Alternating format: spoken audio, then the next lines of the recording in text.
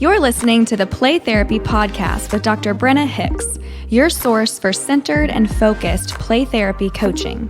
Hi, I'm Dr. Brenna Hicks, the Kid Counselor. This is the Play Therapy Podcast where you get a masterclass in child-centered play therapy and practical support and application for your work with children and their families. In today's episode, we are moving into the final section of all of our themes. So for those of you who've been with me for the long haul, we've almost made it. And we are second day of January as of this recording. So happy New Year to all of you. I hope you had a lovely time with your family and your friends and you were able to celebrate and that you are excited about the new year and what it will bring. I know there are amazing things in store, especially as the child-centered play therapy space continues to grow. And so happy New Year. Very excited to have our first episode of 2024 together. So we're moving into sexualized play themes. And there are 4 that we will cover. So after 4 more of these theme episodes, we are ready to move on in the curriculum. So that's very exciting too. Before I dive into the theme for today, I want to remind you it is now January, so clock is ticking. We have less than a month now before my first CEU training with Corewell. So I want to make sure that if you are interested at all, if you need CEUs, I literally just finished 6 CEUs a couple days ago for mine. So if you are needing CEUs, if you want to bank them for when your license renews or when your RPT requirements are needing to be turned in, please go to childcenteredtraining.com. It will forward you to the registration page.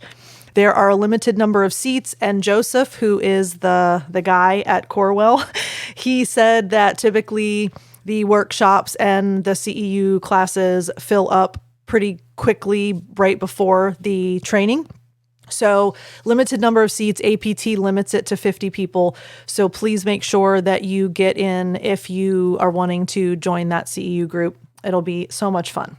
And I'll actually be able to see your faces, which is awesome because it's a live webinar. So I usually just get to think about you when I talk to you, but I would love to actually see you and interact on a one-on-one basis on the webinar. So childcenteredtraining.com, that'll forward you. All right. So let's talk through the first sexualized play theme, which is when the child is actually playing out sexual activities in the play session.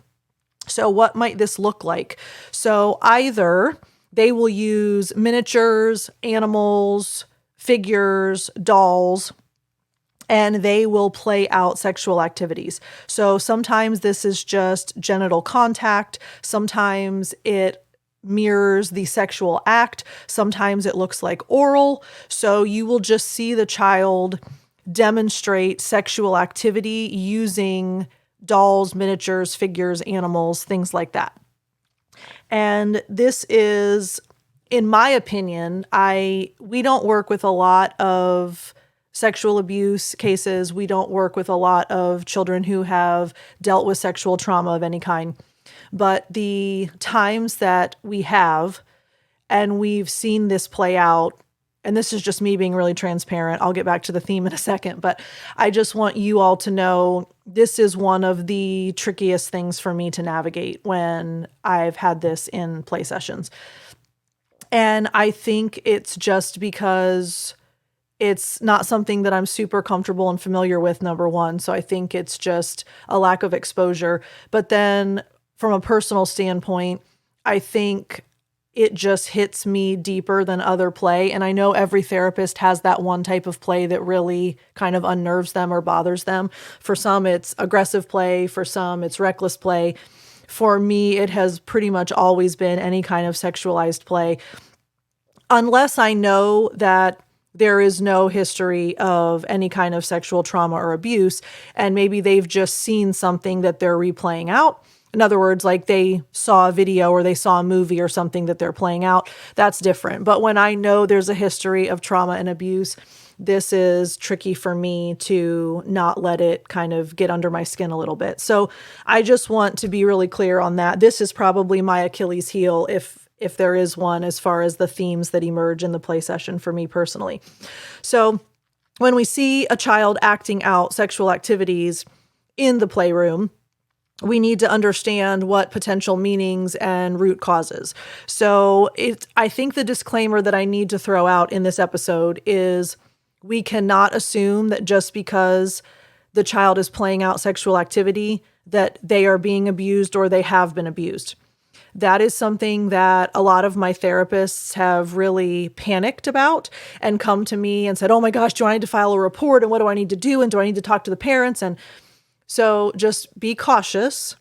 Just because they play something out in the playroom, it does not mean that there is a history of abuse or trauma. It can mean that, but it does not automatically mean that. So caution against reacting, because recently I worked with a boy who was exposed to pornography by one of his friends at school, and he was mimicking the sounds and the activities that he had seen in the video, but there was no history of trauma or abuse, and therefore I had to kind of wait to see how that unfolded to figure out what was going on.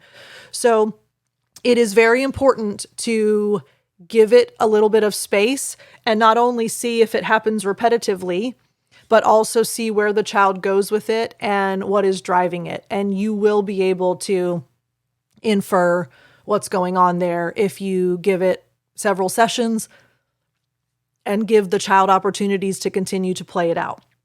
So what are the potential meanings? If the child has been exposed to sexual activity that he or she does not understand, then they will play it out. This is similar to any scenario. If a child is dealing with something they don't understand, they will play it out, right? So this is exactly the same as any other topic that we see. And this includes videos, this includes movies, this includes shows. So young children can, walk out and see something on TV or on a movie, and they are not sure what they've seen, so they will play it out. So it does not necessarily mean that they have been abused or traumatized. It just means they've been exposed to it. That's a very different scenario. So if they are confused, if they need understanding, they will play it out. Another potential meaning is that they have, in fact, been sexually abused. So we have to recognize that is a cause, and this is how we use our clinical judgment to assess what is the child processing and what is our next step. Another option is sometimes kids will do something innocently that can be received as sexualized. So they might touch their genitals, they might touch someone else's genitals, they might say body part words, and they quickly realize that it gains immediate attention of adults. So then they become conditioned that, oh, this gets a reaction. Oh, this gets a big attention. So then they start doing it on purpose because they know that people give them a certain response. So sometimes kids are seeking the therapist's attention and or they're seeing what the reaction is going to be. So in those cases, they have not necessarily been exposed to anything, but they realize that this act or dialogue or behavior usually elicits a certain response. So that can be some boundary testing and or some attention-seeking behavior on the part of the child. Or another potential meaning is they are just really curious about sexuality. And so they're trying to make sense of it, play it out, and it's more of an investigative type of play. They're just exploring and they're curious. And so they're using the playroom just like kids will do that about other topics in their life. They will play out social interactions. They will play out understanding of power and control or good versus bad or whatever. When there's curiosity and confusion about something, kids will play it out. So those are the potential meanings when you see sexualized activities in a child's play. Again, it's important not to jump to conclusions.